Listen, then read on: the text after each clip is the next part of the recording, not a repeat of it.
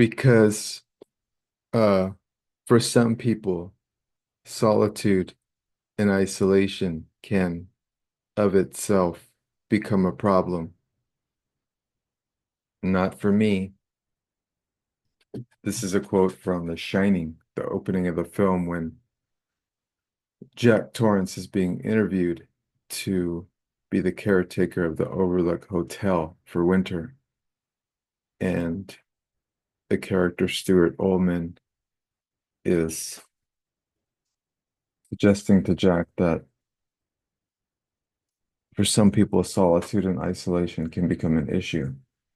And Jack's response is no, not for him. And so this is the Plutonian, Sun conjunct Pluto. We'll go into that. I'm not suggesting here that the Plutonic character is a Jack Torrance archetype of The Shining.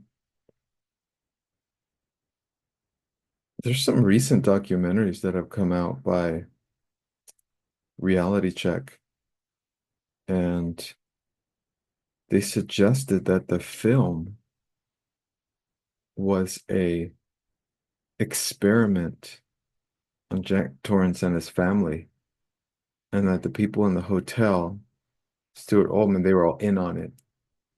Some kind of MK Ultra type um, experiment on the family. Um, it puts everything in a new light. Very fascinating. Won't go too far into that. There's a song by the Swedish death doom band called Catatonia. These days they're very pop, very popish, very dark wave. They got really influenced by Slow Dive and some of the early dark wave groups. They have this song called End Time. I'm going to read the lyrics. Now fall into a vacant sphere, pierced by the darkness. They called it death and surrounded me with sleep. They lost the earth in fire, waved it into a sea. This is not what you saw, the earth and fire. Now fall into a vacant sphere, pierced by the darkness. They called it death and surrounded me with sleep. This is from their album Brave Murder Day, July 1996.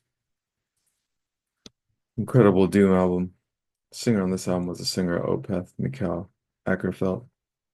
Um, this is an example of doom metal, and the songs are so melancholy.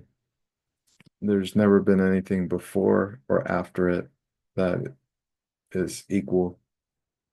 And to me, this sums up the energy of the Pluto Sun. And I already made my part two. I made a part one yesterday, but I didn't like it, so I'm doing it over right now. And so hopefully it'll fit in with part two. So I started out with, for those of you guys who are listening, so you know if this connects with you. So this will be the Sun conjunct, square, opposed, trine, or sextile aspects with Pluto, but mostly it'll be for the squares, oppositions, and conjunctions, and mostly for the conjunctions. So just think about the opposite sign if you want to, if you're not the conjunct sign or the square sign. So we'll start off. Pluto was discovered in 1930. In 1930, it had been in Cancer for a while. So if you're listening to this video and you were born in 1930 to 1938, you have Pluto in Cancer.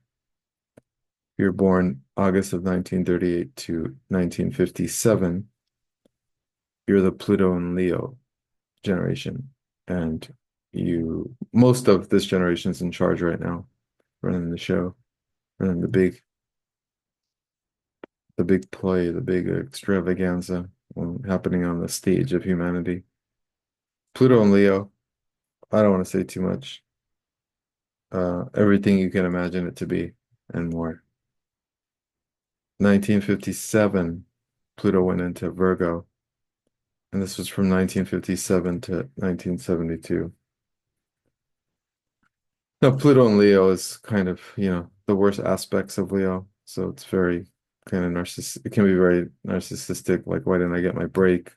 Where's my big show? Aren't I the big star?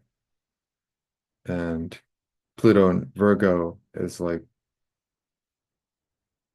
all the difficult things in being a Virgo. I mean, organization, order, service, all that rendered into chaos, right?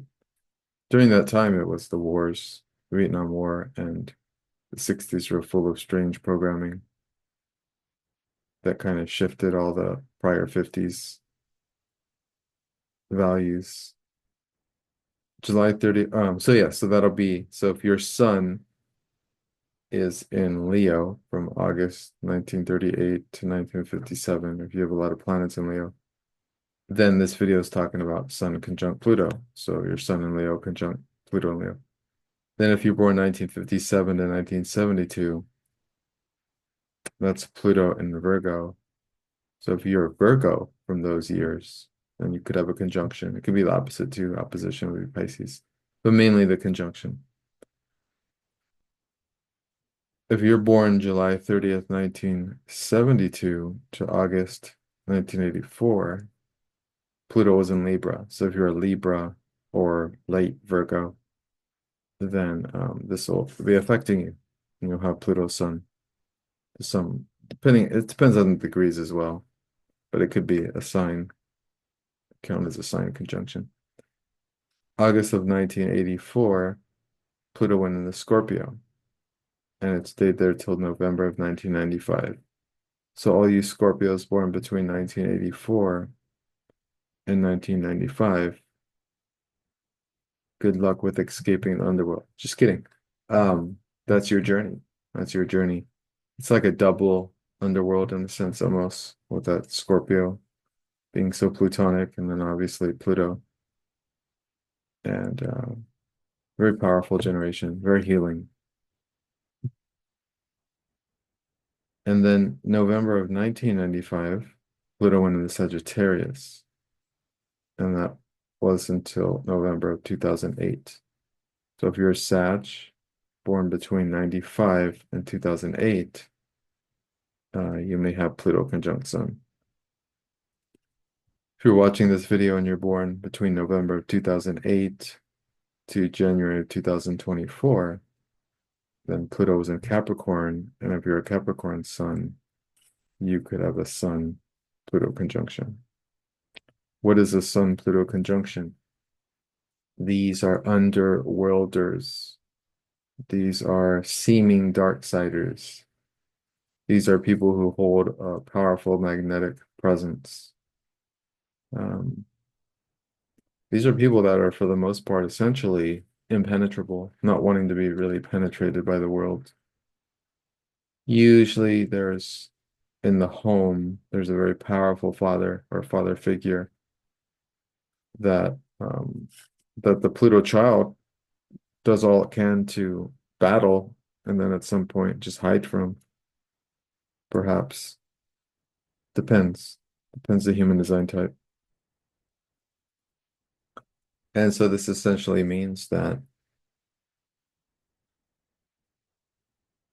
there's a lot of relationship with power, power of the father over the self, power of others over the self. So the Plutonian goes through this experience in his childhood where there's a parent that was present, as opposed to like a Sun conjunct Neptune or a Sun conjunct Uranus, whereas the parent is, or sorry, not Uranus, but Saturn. Those aspects would be more so an absent father. Pluto conjunct the Sun is that the father is actually present and just very dominating, very powerful. And so the response to the trauma is to model that energy, or to attract people to treat you the same way, or to treat yourself that way. So trauma usually responds in one of the three scenarios. And again, it doesn't have to be, it could be, you could be, for example, let's say you could be a Cancer born in 83 or maybe even 84 before the Scorpio. And you could have Pluto and Libra, and Pluto and Libra could be squaring your Cancer sun, which would make you Plutonic. And I'm using this adjective to describe underworlders. So whether you appear as an underworlder, or you look like one, or you're comfortable in the worlds, in the underworlds, meaning to say you're comfortable around, the shadow worlds, organized crime, gangs, homeless people, drugs, drug addiction, um, illegal activity, taboos, yeah, any and all of those things. Those are underworlds. Those are shadow worlds. And the essential theme is the hiding of the self, right? To protect, overprotect. Uh, and there's also a powerful comfortability with Plutonians. The powerful thing about Plutonians is they're not afraid of any realm or class or race of society. They want to see the humanity in everyone, and that's what they look for. They look for safety. They look for the soul, or wherever it is, wherever it could be hiding, especially among the underworlders. There's a song by a band called A Warrior Soul called The Losers. And in that song, it says, I'm going to read the lyrics to this song. It is that worth it. In the meantime, I'll speak a little more about this. So sometimes underworlders have had like a life of in the underworld, like, you know, perhaps criminal activities, perhaps not, perhaps just association. But essentially, there is a close identification. And this can cause all the manner of trauma that continues in the family.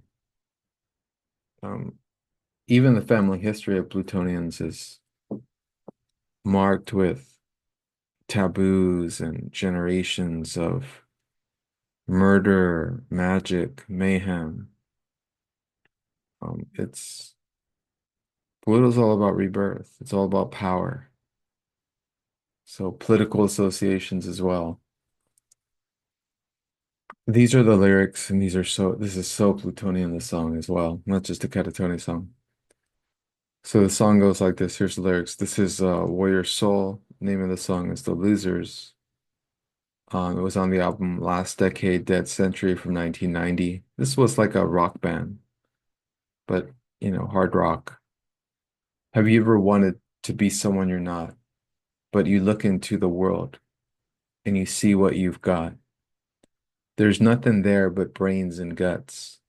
Finally open the door and then it shuts. Look to the center, and I think you'll find that people that are getting, they are blind. You change the channel and there's nothing there. You weren't born pretty and it isn't fair. Here's to the losers, the substance abusers, to the rejects, all the imperfects, because I think we're beautiful, because I think we're beautiful no matter what anyone says. I think we're beautiful, the most beautiful in the world. You try for jobs, but they say you're strange. You're sporting a style that they call pain. You get in trouble and your brain is gone. Or so you get in trouble and your brain is gone. You're crying out, man, but the words are wrong. Here's to the losers, the self-abusers, the substance abusers, to the rejects, all the imperfects, because I think we're beautiful, because I think we're beautiful, because I think we're beautiful, no matter what anyone says. I think we're beautiful, the most beautiful in the world. I know you're tired of being put down and all the crap that's said in town, but you're a person that matters most. I raise my glass and make a toast. Here's to the losers, substance abusers, to the rejects, to the imperfects, to the retarded and the broken-hearted, to the starving masses and the lower classes. No matter what anyone says, I think we're beautiful. So this song, I don't want to overanalyze,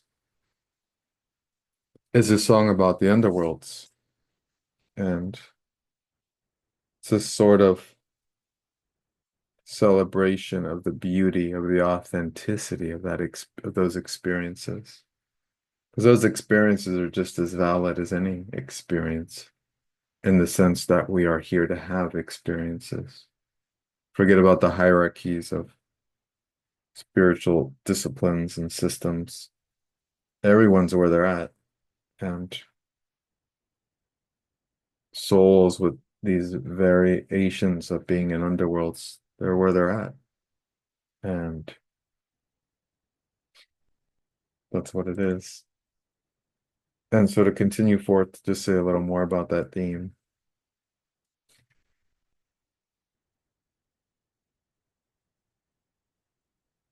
Because of growing up with a parent, one or two parents that are very powerful, towering figures, there's a very intense self-awareness. And this is where solitude comes into play, for the need to be alone. Because the Plutonian feels like everybody can see them as intensely as they see themselves. So it can almost be a kind of paranoia. And thus the like to hide themselves, the comfortability in being alone, or being all one, or in being in solitude, as the quote said from The Shining.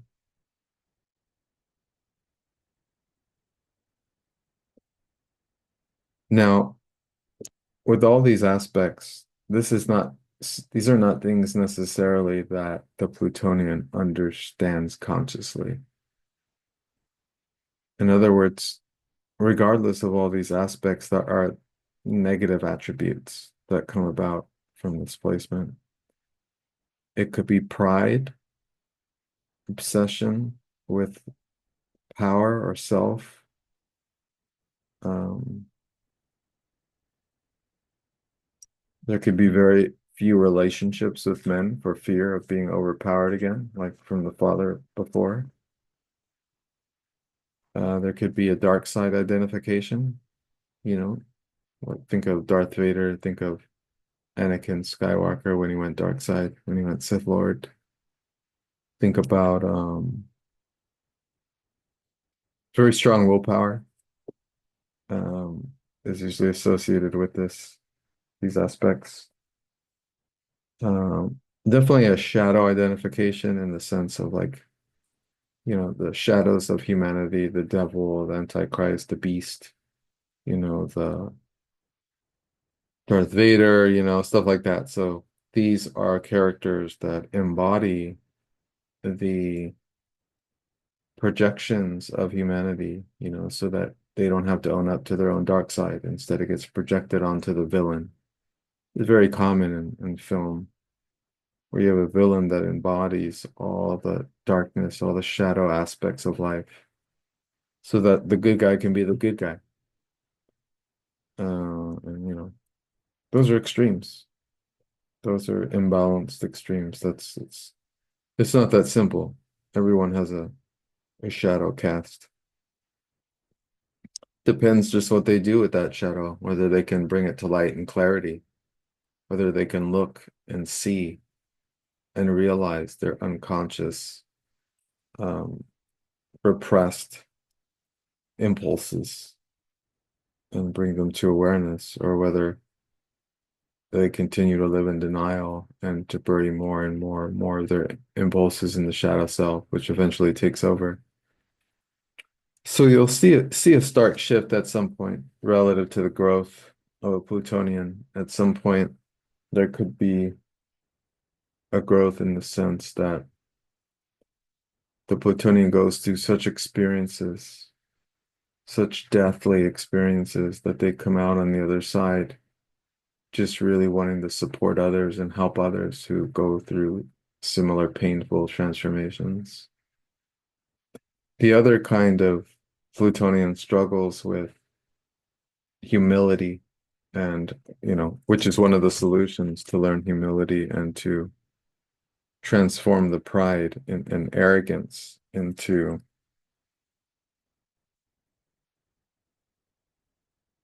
a type of compassion for others, and thus to use it for collective power instead of personal power.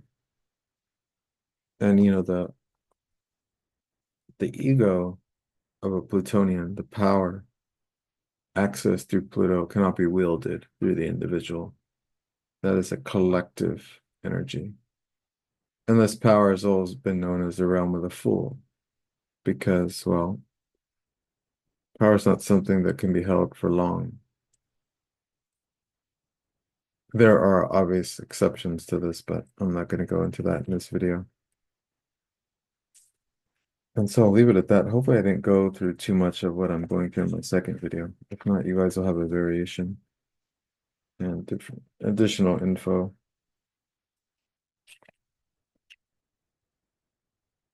If that made some sense. Let me add. Seriousness can also be a challenge for Plutonians. Their refusal to take life lightly and impatience as well. The solutions are to accept personal imperfections and to cultivate humility and to support others in their journeys into and through the underworld.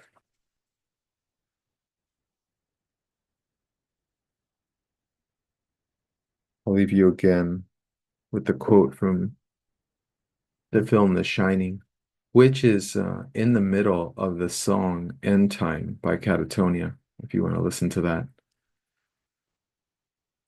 And it goes, because for some people, solitude and isolation can of itself become a problem. Not for me. Thanks so much.